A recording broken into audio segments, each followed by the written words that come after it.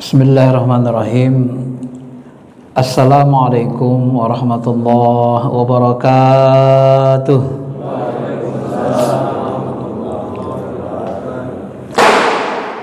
Alhamdulillahi wahdah la syarikalah wa anna Muhammadar Rasulullah la nabiyya ba'dah.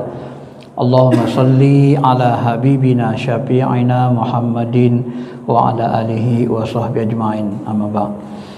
Bapak Ibu yang dirahmati Allah Subhanahu wa taala, mari sama-sama kita mensyukuri segala nikmat yang Allah berikan kepada kita, baik nikmat yang zahir tampak pada jasmani fisik kita, keluarga kita, harta kekayaan, rumah kita, kendaraan dan seterusnya.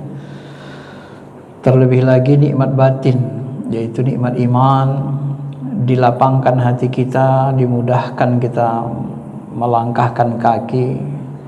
Sebenarnya Allah Subhanahu wa taala yang mengundang kita ke rumahnya ini, dilapangkannya dari dada kita, yashrah lahu sadra, sampai-sampai kita mudah melangkahkan kaki dan iktikaf.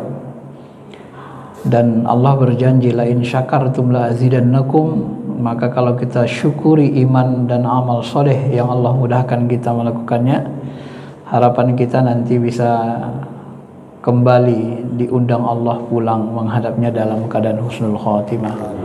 Amin ya rabbal alamin.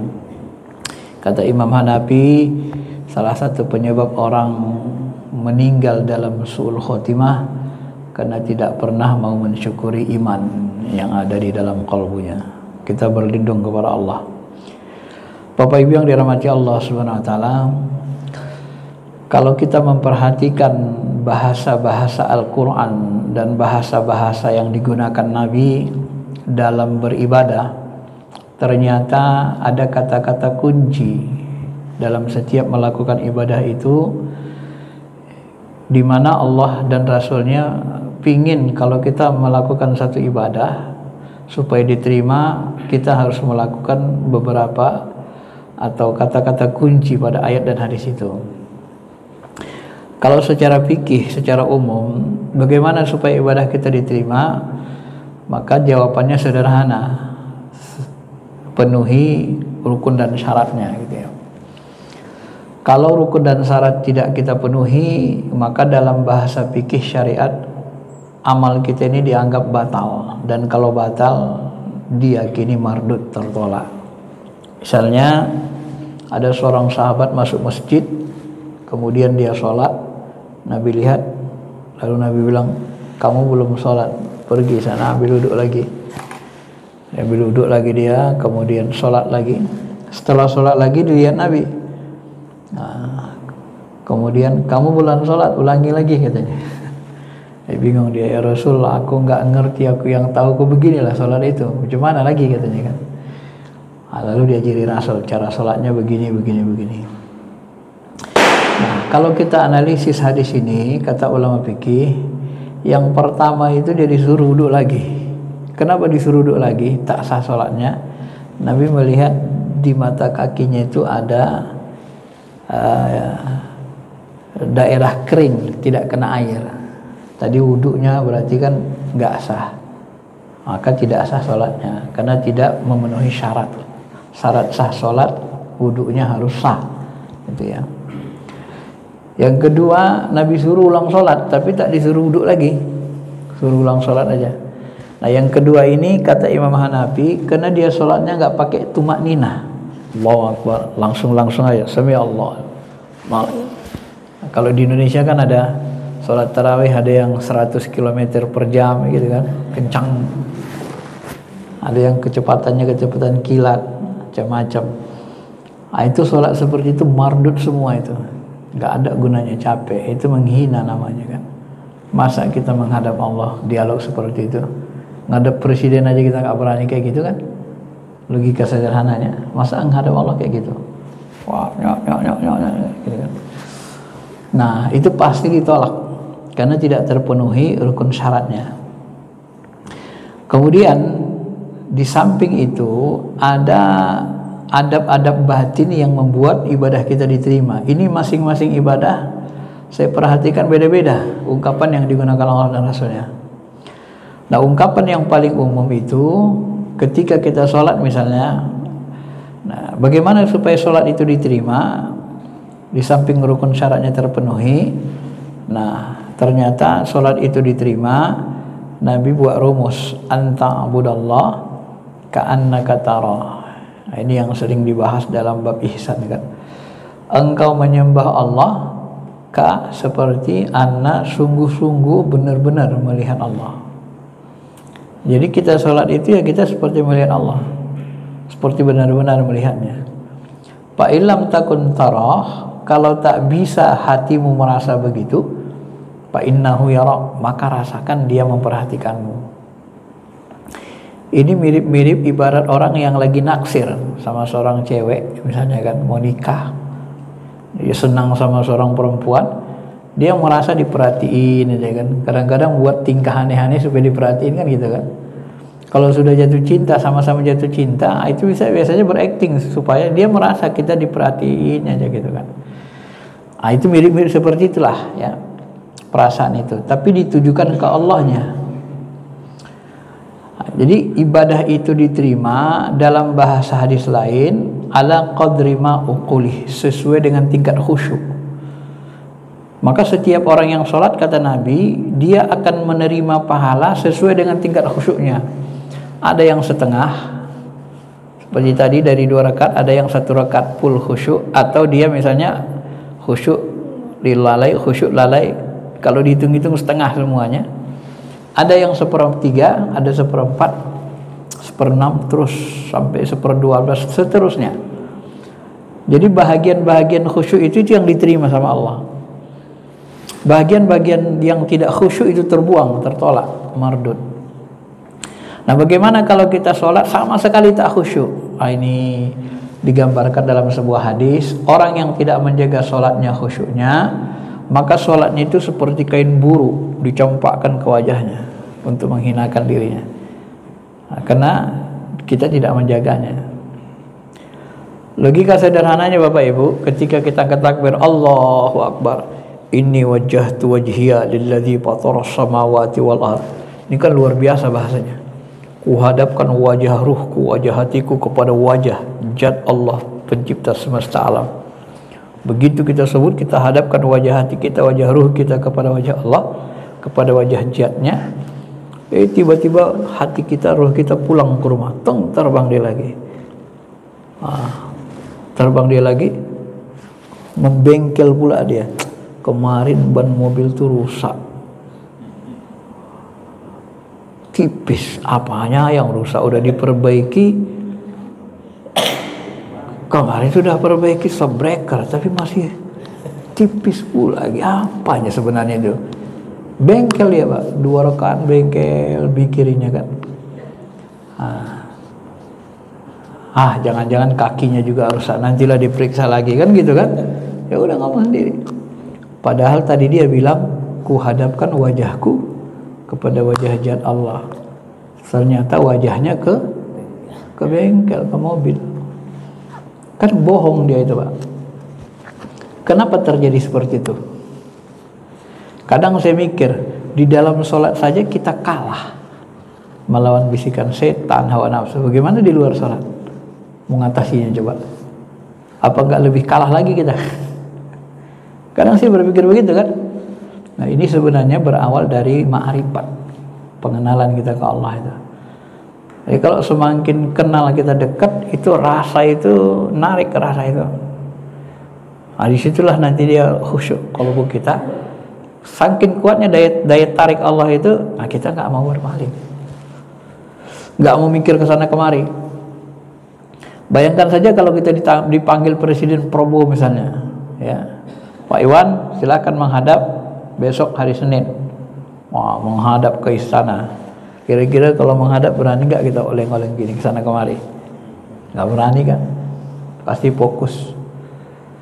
Ini menghadap Allah, pencipta langit dan bumi, hatinya lari ke sana kemari. Ini mirip dengan murid Imam Hanafi. Ada satu riwayat, Imam Hanafi ditanya, Imam, barangku ada yang hilang, macam mana supaya barang hilang itu ketemu? supaya dapat kembali. Sebenarnya amalannya nggak ada. Imam Hanafi nggak tahu dia ada amalan untuk mengembalikan barang hilang. Lalu dia jawab sederhana, nanti kamu tahajud saja, katanya. Sholat tahajud. Nah, di tahajud, Allahu Akbar. Namanya tahajud kan hening, Pak, kan? Begitu hening, dicarinya lah barangnya itu. Nah, udah mau selesai, rupanya di situ terletak barangnya, salah letak rupanya, Pak. Assalamualaikum warahmatullahi wabarakatuh. Ketemu barang hilangnya. Lalu lapor imam, luar biasa sholat tahajud dia. Memang terkabul doanya. Ketemu barang hilangnya. Cuman kok bisa ketemu? Waktu sholat aku teringat aku rupanya di sana. Nah, karena waktu tahajud kan hening, Pak. Jadi teringat dia kan. Nah, itulah kelemahan-kelemahan kita ya.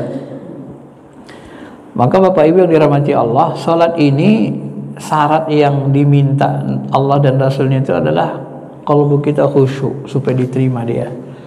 Bagaimana supaya khusyuk? Kita harus punya rasa dekat dan rasa cinta sebenarnya. Rasa dekat, akrab dengan Allah, kemudian ada rasa cinta, rasa rindu. Ini bisa kita analogikan begini. Ketika orang mabuk cinta sebelum nikah lah dulu katakannya, mungkin kalau kita pernah ngalaminya, lagi jatuh cinta, mau malam minggu mau ke tempat calon lah dulu, ngapain? Mau membicarakan kapan tanggal nikah, kan itu. Udah lama nggak ketemu, ngobrol. Gimana rasanya ngobrol sama yang dicintai, Pak? Bu, rasanya dunia seperti milik berdua, benar kan? Ya kan? Orang lewat itu kiri kanan kita anggap ngontrak aja ini, katanya. Pokoknya bumi ini punya kita lah. Pernah nggak Bapak Ibu ngerasa gitu? Ya, kalau jatuh cinta kan gitu kan, lagi ngobrol sama orang kita cintai. Itu semua orang lewat di mana-mana, kita nggak konsen sama mereka dan kita anggap mereka itu seperti nggak ada, seperti ngontrak lah ya. Pokoknya seolah-olah dunia milik berdua. Ungkapan itu pasti muncul seperti rasa gitu. Dan kita merasa seperti itu memang. Kenapa itu muncul rasa itu? Ya karena kedekatan tadi, rasa cinta rindu itu menguat dia. Nah, makanya Syekh Abdul Qadir Jilani mengatakan kiblat kolbu kita itu ketika sholat itu adalah rasa rindu, rasa cinta itu. Jadi di balik rasa cinta itu ada Allah. Rasa cinta itu tidak berasal dari setan, iblis, enggak. Itu ada, di balik rasa cinta itu ada zat. Ada zatnya. Maka cinta rindu kepada Allah itu adalah titik terdekat kepada zat. Nah, gitu. Itu bahasakannya kadang-kadang begitu. Kok bisa begitu, Ustaz? Nah, guru kita buat logika gini. Di balik rasa asin pasti ada zatnya, namanya garam. Benar ya? Ya kan? Di balik rasa manis pasti ada zatnya, namanya gula. Di balik rasa pedas pasti ada zatnya, namanya cabai. Benar gak ini? Bisa dibantah gak teori ini? Gak bisa. Maka di balik rasa bertuhan yang ada di kolbu kita itu ada Tuhan. Di balik rasa itu ada zatnya yang gak ada bentuk, gak ada rupa, gak ada warna, tapi kita bisa merasakannya. Ya. Ketika gula itu dilarutkan di teh manis, terasa manis. Nyata gak rasa manis itu? Nyata nggak gula itu? Nyata. Di balik rasa manis itu pasti, yakini saja, di balik rasa manis itu pasti ada gula. Nggak salah keyakinan itu. Maka Tuhan membahasakan kan, wa nafakhtu fihi mir ruhi, aku tiupkan dari ruhku. Ketika ditiup, pertanyaan saya, apakah tiupan itu berjarak dengan peniup? Saya meniup, apakah saya berjarak dengan tiupan saya? Tidak. Maka disitulah sebenarnya wa nahnu aqrabu ilaihi min hablil warid, karena dia dekat sekali dengan roh kita, dan roh kita itu punya rasa bertuhan. Nah, itu maka disebut begitu. Maka kita nggak bisa sebenarnya berpaling dari Allah. Ainama tuwallu fasamma wajhullah. Kemanapun kita hadapkan wajah ruh kita ini, wajah hati, ada wajah Allah di situ. Nggak bisa berpaling. Wong ruh kita tiupan dia kok. Nah, itu sebenarnya. Jadi itu dihidupkan itu rasa itu. Rasa bertuhan itu dihidupkan. Sehingga ketertarikan kita kepada Allah kuat. Sampai nanti yang disebut oleh Nabi SAW dalam hadis kursi, Allah Ta'ala berfirman, ya, wa ma taqarraba ilayya abdi mimma aftaratu alaih. Tidaklah hambaku mendekatkan diri dengan amalan-amalan fardu. Jadi amalan fardu ini akan memunculkan taqarrub, rasa dekat. Ya. Kemudian wa ma yazalu abdi bin nawafil, tidak henti-hentinya hambaku mengamalkan amalan nawafil, amalan sunnah, hatta uhibbu, sampai aku mencintainya. Jadi amalan fardu tadi menghasilkan rasa dekat, taqarrub, kita tambah dengan amalan sunnah menghasilkan cinta. Setelah muncul rasa cinta, fa iza ahbabtuhu kuntu sam'ahu alladhi yasma'u bih wa basarahu alladhi yubsiru bih. Apabila sudah muncul rasa cinta, kuat itu, narik rasa cinta, maka ku jadikan dia memandang mataku, mendengar dengan telingaku, berjalan dengan kakiku. Artinya apa? Seperti kita merasa ada kesatuan rasa yang menggerakkan ini, kita tidak merasa lagi diri kita, kita memandang saja. Menggerakkan jasad kita ini adalah ruh, di balik ruh itu Allah yang meniupkan, memberi energi. Wa nafakhtu fihi min ruhi. Jadi Allah yang meniupkan energi kepada ruh kita, sehingga ruh kita itu kudrah, punya kekuatan, iradah, punya keinginan, sama bisa mendengar, basar bisa melihat, kalam bisa berkata-kata. Jadi ketika kita angkat takbir, kita merasa bukan diri kita. Ini senada atau serupa dengan ayat wa ma ramaita idz ramaita walakinallaha rama. Bukan kau yang memanah Muhammad, tapi akulah yang manah. Inilah sebenarnya ilmu ma'rifat itu. Tajalli Allah, kuasanya, sifatnya, apanya dalam diri kita, dalam diri orang-orang yang ahibbah, yang sudah mendapatkan rasa cinta dari Allah. Kalau nggak dapat rasa cinta nggak bisa nyampe, Pak. Nggak bisa nyampe ke sana. Nah, jadi spiritual Islam itu gitu. Kapan Allah? Saya sering buat logika sederhana begini supaya mudah juga lah dipahami. Jasad kita ini seperti mobil sangkar. Mobil itu kan bisa yang mengendalikannya kita, istri kita, anak kita, tukang bengkel, bisa berubah-ubah supirnya kan. Jasad kita ini pun begitu, Bapak Ibu. Yang mengendalikan jasad kita ini berubah-ubah. Bisa yang mengendalikannya jin, orang kerasukan, katanya kan, jin mengendalikan. Bisa yang mengendalikan diri kita setan, ditariknya HP kita, pinjam dulu HP-mu, katanya, marah kita, wah, merah muka kita. Padahal masalahnya kecil, cuman minjam doang. Nggak terima, kita marah, marahnya nggak kena Allah, berarti sedang dikendalikan setan. Bisa juga yang mengendalikan diri kita ini hawa nafsu. Lihat cewek cakep buka tawaran, masya Allah beningnya, seumur hidup belum pernah lihat, bede deh begitu kan. Berarti dikendalikan hawa nafsu, supirnya hawa nafsu. Nah, bagaimana kalau kita ibadah, supirnya hawa nafsu, setan, jin, atau siapa? Dalam ibadah, supirnya adalah ruh nurani atau ruh rabbani yang paling dalam. Allah, biarkan dia nyetir. Nah, halus dia gerakan. Biarkan dia dari dalam yang nyetir.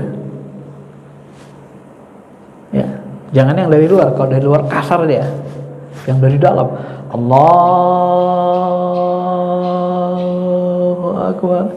Ya, nangis kita, ya, pandangi rasa ruh kita itu, pandangi, rasakan, di baliknya itu ada Allah, yakini. Nah, kalau udah sampai kita nanti ke dalam, sampai nanti kita merasa yang menggerakkan bukan diri kita, maka yang menyetir diri kita ini Allah, diambil alih. Kalau sudah yang menyetir Allah, Muhammad belah bulan, turun bulan, muncullah mukjizat. Siapa yang belah? Yang belah siapa? Allah. Tapi penampakannya, tajallinya di diri Muhammad. Sebenarnya Muhammad nggak bisa belah. Wah, gimana tangan kecil gini narik bulan? Gimana caranya? Gimana caranya? Tangan Nabi Muhammad kan kecil kayak kita. Gimana bisa narik bulan? Ya nggak mungkin bisa. Itu kalau bahasa kita, tangan itu diambil alih kendali sama Allah. Maka bisa narik bulan, bisa belah. Nah, kapan Allah mengambil kendali diri kita? Kapan? Ketika sudah muncul rasa dekat, rasa cinta. Setelah muncul rasa cinta, kita kosong. Kosong. Kalau bahasa lainnya, tawakal ke Allah. Kosong. Nggak ada yang kita, di diri kita yang kita rasakan kecuali Dia. Nah, begitu sudah kosong, baru Allah ambil kendali. Terserah mau dimunculkan. Kalau manusia sekarang kan karomah. Kalau Nabi dan Rasul dimunculkan, barulah bisa muncul mukjizat, barulah bisa muncul karomah. Kalau Allah tidak ambil kendali diri kita, nggak bisa muncul, Pak, karomah. Nggak bisa. Itulah karomah itu munculnya. Kenapa dia muncul? Karena perintah. Makanya karomah itu nggak bisa dibuat-buat. Begitu kita kosong, ada perintah di kalbu, ya. Seperti kalau Wali Songo itu buat jadikan emas, itu perintah di kalbu datang, udah perintah baru dijadikannya jadi emas. Sunan Kalijogo pun sebelum jadi wali dia kan melihat emas sudah terbelalak matanya kan. Nah, itulah sebenarnya rahasianya. Maka spiritual ibadah ini tadi berawal dari itu tadi, anta'budallah ka'annaka tarah. Kau menyembah Allah seperti benar-benar menyaksikannya. Kosong gitu. Allah ini Pak, Bu, Maha Pencemburu, bukan cemburu aja, Maha Pencemburu. Kalau masih ada 1% di hati kita selain dirinya, Dia nggak mau hadir, nggak mau diambil alih. Masih ada syirik. Syirik itu kan menduakan. Dia tidak mau diduakan. Maka zikir terbaik itu adalah zikir khafi. Khairul zikri al khafi. Khafi itu apa? Khafi itu tersembunyi, kosong. Zikir kosong. Kosong maksudnya apa? Ya kita nggak ada. Yang ada dalam hati kita hanya Allah saja. Ma fi qalbi ghairullah. Nggak ada dalam hatiku kecuali Allah. Kan gitu kan? Yang ada hanya Allah saja. Maka muncullah tawakal, berserah diri. Inilah yang sering diajarkan Nabi doanya kepada Aisyah, kepada Fatimah, keluarga. Kadang-kadang kita kurang perhatikan aja. Apa kata Nabi? Fatimah baca ini doanya. Ya Hayyu ya Qayyum, wahai yang maha hidup dan berdiri sendiri. Aghisni, aghisni, aghisni. Aghisni, tolong aku ya Allah. Bagaimana supaya kita ditolong Allah? Aslih li sya'ani kullah. Tolong ngapain? Perbaikilah segala urusanku. Ya Allah, tolonglah aku perbaiki segala urusanku. Bagaimana supaya seluruh urusan kita diperbaiki Allah? Kita minta tolong seluruh urusan diperbaiki Allah. Bagaimana caranya? Caranya adalah wala takilni ila nafsi tarafata aini. Jangan jadikan yang mengendalikan diriku adalah diriku walaupun sesaat. Itulah spiritual itu. Jadi pengendali diri kita bukan ego kita, bukan diri kita, walaupun sesaat. Tapi Nabi itu pingin yang mengendalikan diri ini Allah, ambil alih terus. Maka Nabi itu dikenal dengan tajalli sifat. Maka Nabi itu disebut dengan kalamullah yang berjalan, Al-Quran berjalan. Al-Quran itu kan firman Allah, sifat Allah. Nah, sifat Allah jalan, Nabi itu sifat Allah berjalan. Apa yang dilakukannya itulah yang diinginkan Allah. Wa ma yantiqu anil hawa. Dia nggak boleh ngomong pakai hawa nafsu. Nggak boleh seorang Nabi.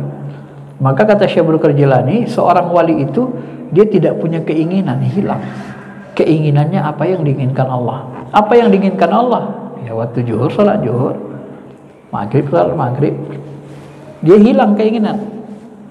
Di tingkat Nabi, tingkat Rasul, tingkat wali, keinginan hilang. Kita nggak bisa bebas hidup, nggak bisa bebas menggunakan hawa nafsu.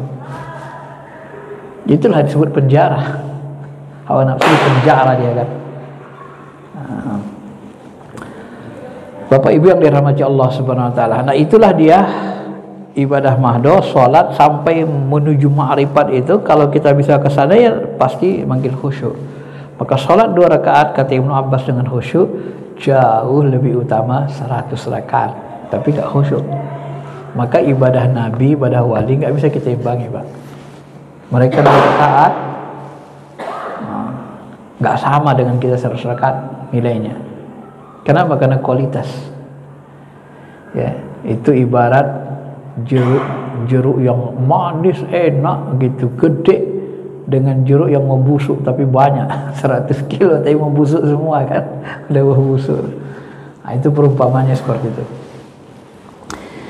Bapak Ibu yang dirahmati Allah Subhanahu wa taala, itu yang pertama. Dalam sholat ibadah mahdo ini beribadah yang diinginkan Allah supaya diterima situ, anta'budallah ka'annaka tara. Maka kita ibadah dalam Ramadan ini sebenarnya untuk menghidupkan rasa itu, seperti benar-benar melihat Allah. Nah, kalau rasa ini terbentuk, maka kita keluar, kita kerja, kita kemana-mana, kita seperti merasa diperhatikan Allah. Maka jadilah sholat itu tanha anil fahsya'i wal munkar. Barulah dia sukses, bisa mencegah perbuatan keji dan munkar. Ya, macam mana kita membuat keji orang kita merasa diperhatikan Allah terus? Ya, macam mana kita membuat jahat sementara kemanapun kita hadapkan wajah kita, kita melihat Allah. Abu Bakar, sebelum aku melihat jam itu, aku melihat Allah dulu. Ya, bagaimana mau maksiat? Umar, di balik jam itu ada Allah yang menggerakkannya. Di balik segala sesuatu yang kelihatan ada Allah. Nah, itu tauhid ma'rifat Abu Umar. Ma'rifat Abu Bakar, sebelum dia melihat sesuatu, dia lihat Allah dulu. Bapak Ibu yang dirahmati Allah Subhanahu wa taala. Ini tentang salat. Kemudian yang kedua, puasa. Nah, puasa ini ada lagi ungkapan lain, kunci lain dibahasakan Nabi. Man shoma ramadana imana wahtisaba ghufira lahu ma taqaddama min dzambi. Siapa yang puasa Ramadan, apa kata kuncinya supaya diterima? Pertama, imana, dengan iman. Yang kedua, kata kuncinya wahtisaba. Wahtisaba ini berasal dari kata hasaba akarnya. Hasaba itu menghisap, menghitung. Maka sering nanti diterjemahkan ulama, wahtisaba itu dengan mawas diri. Puasa itu kita sadar penuh kita puasa. Puasa itu kita mawas diri. Kalau kita puasa tapi merasa gak puasa, ya gak ada pahalanya. Ya, kau puasa. Yuk kita main gitar sana, yuk main catur, yuk. Oh, sana ada cewek cakep, ayo kenalin lo. Ayo, ya gak puasa, gak sadar dia puasa. Dia aja apa aja mau dia kan. Dia aja yang makruh mau, dia aja yang mendekati haram juga mau kan. Nah, ini gak ihtisab namanya. Ihtisab itu kan dia sadar diri, mau sendiri. Oh, enggak, janganlah aku puasa, udah ke masjid aja, kan gitu kan. Nah, kalau dia tidak ihtisab, maka muncul nanti puasanya ya sembarang. Kam min shaim laisa lahu jaza illa al-'atash wal ju'. Berapa banyak orang puasa yang dapat cuma haus sama lapar doang. Ya karena dia gak ihtisab, dia merasa enggak mau sendiri, dia merasa enggak puasa. Dia yang dianggap enggak makan, enggak minum aja. Selain itu dikerjainya, yang batalin pahala puasa dikerjain semua. Gosip juga, gosip kan. Aku lihat kemarin bapak itu gini. Oh, iya aku juga. Enggak sadar dia puasa kan. Enggak ihtisab namanya. Enggak sadar diri dia sedang puasa. Nah, inilah nanti yang membuat amalan puasa itu jadi enggak berkualitas, tak diterima, kecuali sekedar gugur kewajiban aja. Jadi dia enggak berbekas. Nah, maka kadang-kadang kan kita mikir, Pak, dari kita merdeka 1945, sekarang 2025, udah berapa puluh tahun kita puasa itu? Sampai 85 tahun, itu kan? 75 tahun. Ya, Bapak bisa bayangkan 2025 kita merdeka 1945, berarti 80 tahun kita puasa kan. Bapak Ibu bisa bayangkan 80 tahun orang Indonesia puasa sejak dari merdeka. Kita hitung dari merdeka saja. Bapak Ibu lihat nggak berubah masyarakat Indonesia ini? Tambah lebih baik nggak? Hah? Jadi kalau dikasih 1000 tahun kayak gini juga. Iya, kalau puasanya nggak berkualitas ya begitu. Ya. Tapi ya paling tidak waktu puasa itu lebih banyak yang beribadah. Kan sering jemaah bilang, Ustadz, kalau bulan puasa banyak kali orang beribadah katanya. Beda kali dengan nggak puasa katanya. Kenapa gitu Pak?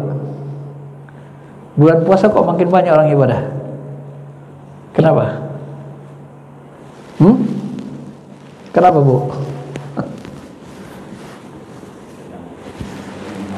Hah?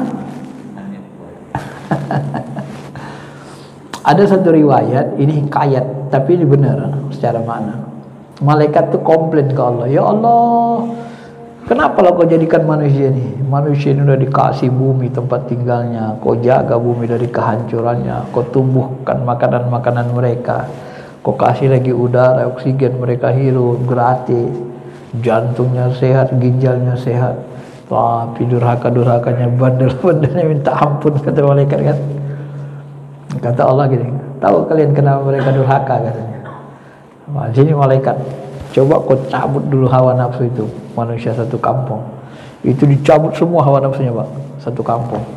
Akhirnya masyarakat satu kampung tuh, satu komplek itu ke masjid, musola semua. Diajak keluar nggak mau lagi, yuk kerja yuk, nggak mau, maunya ibadah aja. Kenapa malaikat tidak durhaka?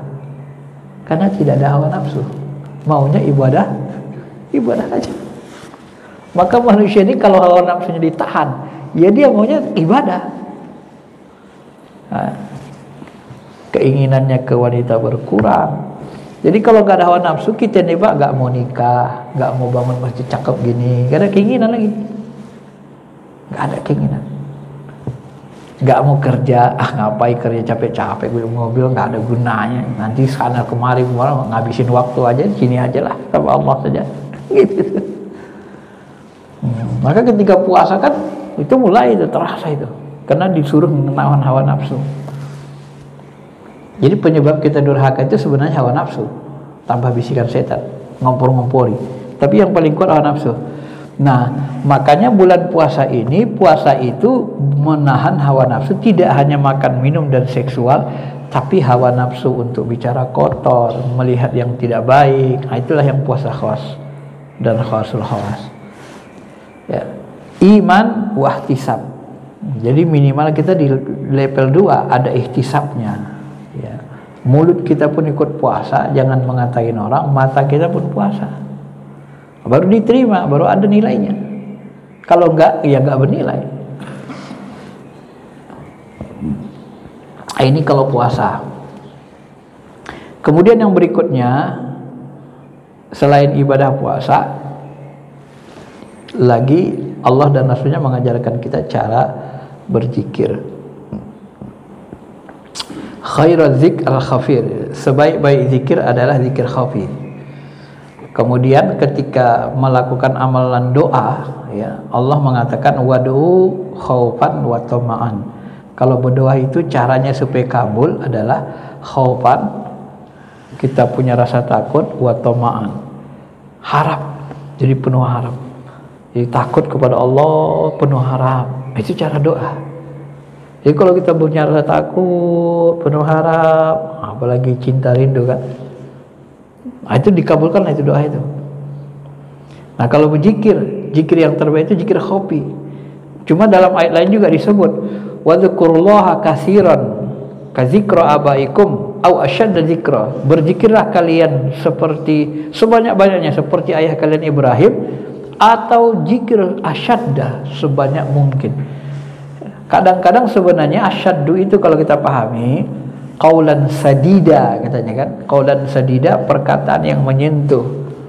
Ya, maka zikir itu asyadda zikra, zikir yang menyentuh qalbu, masuk ke dalam. Itulah nanti zikir yang diterima, yang berkesan. Jangan zikir, maaf nih, jangan zikir kita pakai lisan aja. Subhanallah, subhanallah, subhanallah, subhanallah, subhanallah, subhanallah, subhanallah, subhanallah.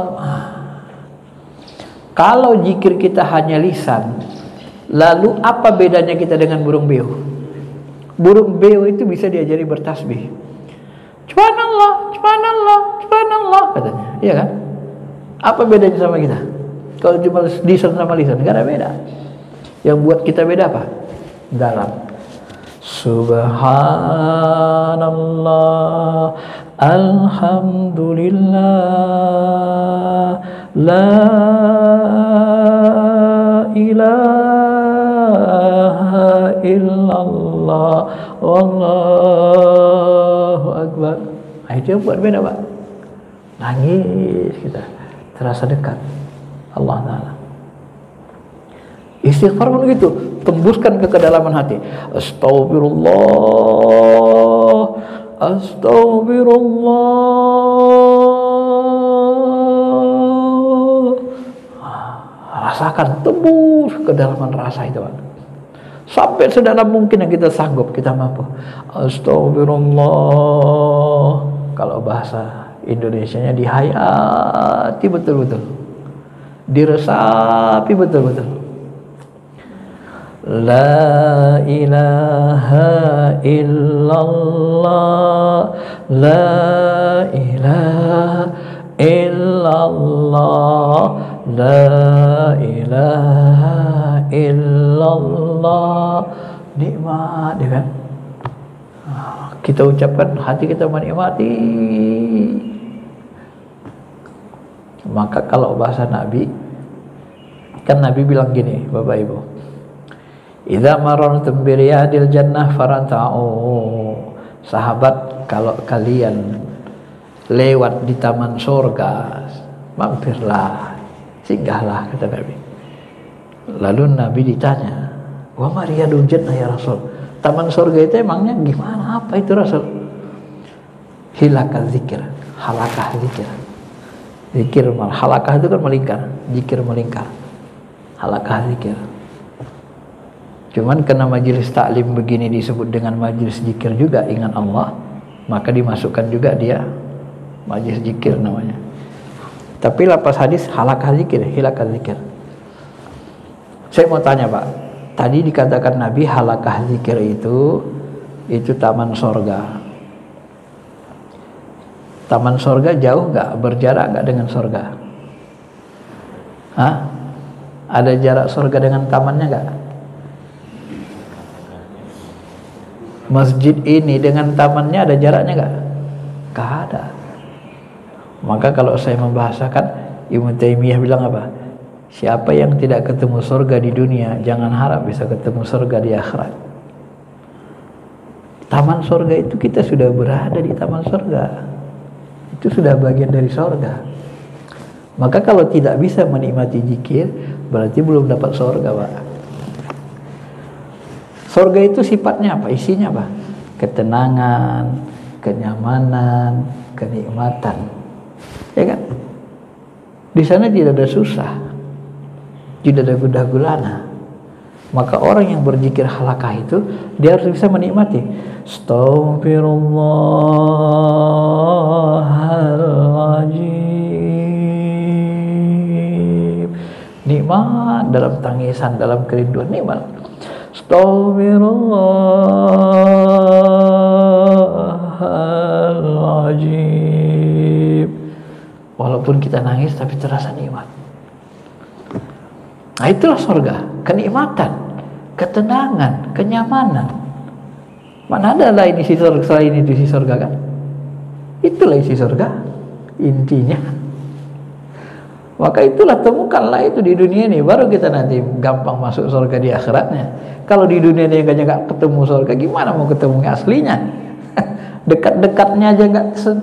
Kalau bahasa saya, kalau kita sudah berada di taman surga, belum bisa ngerasain surga, ya gimana coba? Sedangkan kita aja dekat-dekat dengan tukang minyak wangi udah kecium wanginya kan gitu kan. Ini udah dekat nggak kecium wanginya, sakit tuh hidungnya itu. Ya kan? Padahal surga itu bisa dicium wanginya jarak ribuan 40 tahun perjalanan kata Nabi. Kita sudah di taman, nggak perlu 40 tahun perjalanan. Masih belum merasa nikmat, gimana coba? Berarti kan berpenyakit hidungnya itu kan. Kalau zikirnya kolbunya bermasalah. Kan perumpamannya begitu. Nah, itulah makanya berzikir dengan kolbu asyad dan zikir, tembuskan ke kolbu khafi. Ya. Supaya apa? Diterima dia zikir begitu. Sampai-sampai Nabi juga membahasakan kullu doa makbul, seluruh doa dikabulkan kecuali apa? Illa min qalbin khafin, kecuali doa berasal dari hati yang lalai. Doa burung beo, Pak, mulutnya doa hatinya enggak, ya kan? Doa burung beo, mulutnya berdoa hatinya enggak, ya hatinya tadi bengkel juga. Entah kemana-mana, ya enggak diterima. Maka doa sama zikir itu berdekatan dia. Caranya seperti itu, dengan khusyuk, dengan khaufan, ada rasa takut, ya rasa rindu, menikmati, menghayati, gitu ya. Yang terakhir satu ibadah lagi, baca Quran. Nah ini perlu juga sangat diperhatikan Bapak Ibu. Kita baca Quran ini, ya wallahu a'lam lah ya. Tapi saya sendiri ketika diberitahu seperti ini, baru saya tersadar juga gitu. Karena selama ini udah tahu tapi nggak sadar gitu kan. Apa itu? Kata Nabi SAW, man aroda ayyatakallama ma'allah falyaqra'il Qur'an. Siapa yang mau ngobrol, takallam, ngomong-ngomong sama Allah, hendaklah dia baca Quran. Ya. Maksudnya apa itu? Kalau kita baca Quran, kita sedang dialog dengan Allah. Jadi kalau kita baca Quran, Pak, ya kita baca Quran gitu kan. Apa yang kita lakukan supaya diterima bacaan itu? Ya rasakan saja seperti Allah tuh ngomong ke diri kita. Qul lil ladzina kafaru satughlabuna wa tuhsyaruna ila jahannam wa bi'sal mihad. Nah, ketakutan kita. Karena Allah bilang, katakan kepada orang kafir, kalian akan dikalahkan. Kalian akan ditarik ke neraka jahanam. Itulah seburuk-buruk tempat. Ya Allah, ampuni aku ya Allah. Aku enggak mau seperti mereka. Maka kata Nabi, kalau ketemu ayat neraka, mohon perlindungan. Ketemu ayat surga, minta masuk surga. Langsung dijawab pakai kolbu kita di dalam, Pak. Karena kita sedang dialog. Jadi ketika Quran itu kita baca, seperti benar-benar dia ngomong ke diri kita, Pak. Ke kolbu kita. Ya takallam, dia ngomong dan kita jawab. Begitulah Nabi mengajarkan kita baca Quran.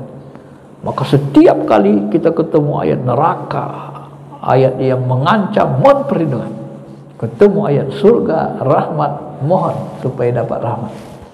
Karena kita sedang dialog itu dengan qalbu kita, dengan Allah Ta'ala kan.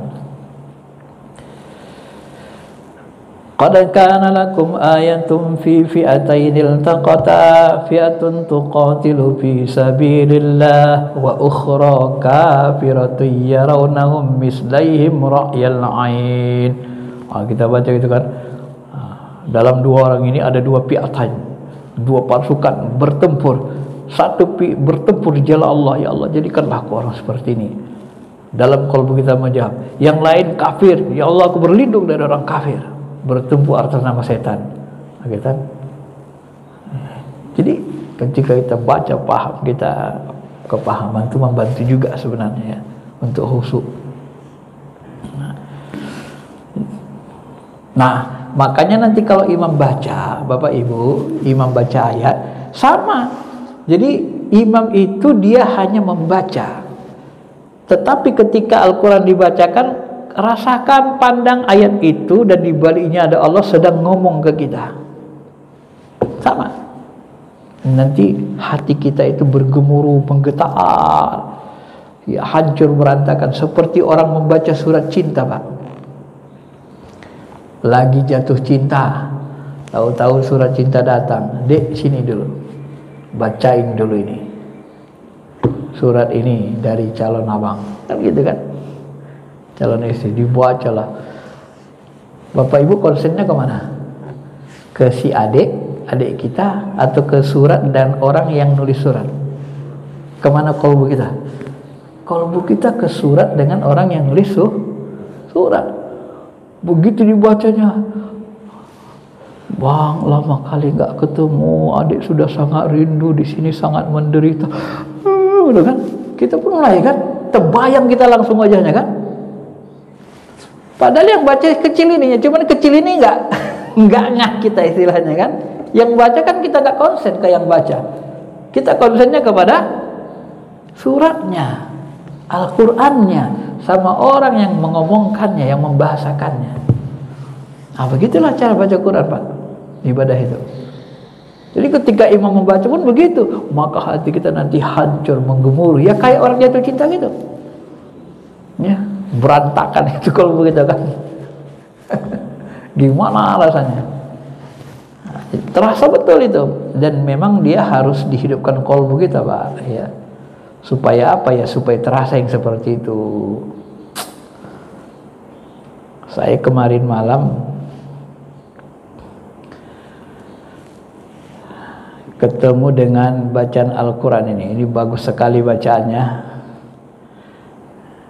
Ini hancur kolbu kita kalau dengar suara ini. Dia perempuan tapi bacaannya tidak bersahwat, bacanya bagus sekali.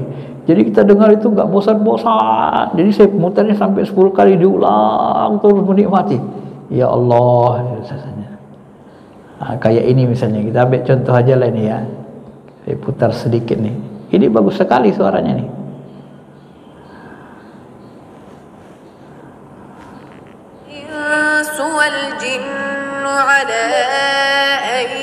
Nah, ini kolbunya hidup ini. Metode alami ini yang hanya membutuhkan 15 detik dapat memulihkan penglihatan. Jika tidak, coba